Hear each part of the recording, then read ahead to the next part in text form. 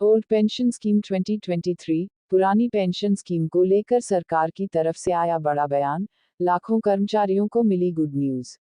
Old pension scheme 2023, पुरानी pension योजना की देश भर में अधिक मांग है, और एक बार और महत्वपूर्ण खबर सामने आ रही है। राष्ट्रीय पेंशन योजना, जिसे एनपीएस भी कहा जाता है, में सुधार के लिए केंद्र सरकार ने वित्त सचिव के निर्देशन में एक आयोग की स्थापना की। अध्यक्षता में इस समिति की स्थापना 19 जून को की गई थी और उस समय राष्ट्रीय कर्मचारी परिषद साइट के अधिकारियों के साथ एक बैठक हुई थी।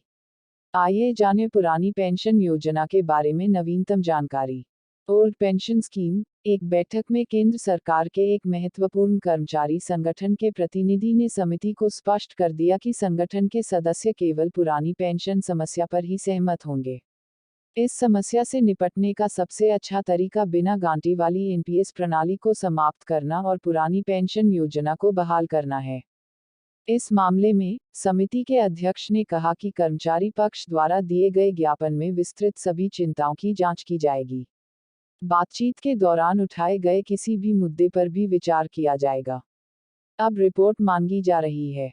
इस रिपोर्ट में कर्मचारी पक्ष द्वारा उठाए गए मुद्दों को संबोधित करने का प्रयास किया जाएगा। आपको बता दें कि एनपीएस में संशोधन के लिए सरकार द्वारा एक समिति की स्थापना की गई है। Old pension scheme. कर्मचारी संगठन के प्रतिनिधियों ने चर्चा में समिति की मांगों के पक्ष में कई बातें रखी। उनके मुताबिक, पुरानी पेंशन योजना को दोबारा शुरू करने के लिए नेशनल पेंशन सिस्टम एनपीएस को खत्म किया जाना चाहिए। भारतीय कर्मचारियों के लिए 2004 से राष्ट्रीय पेंशन प्रणाली का पालन अनिवार्य है।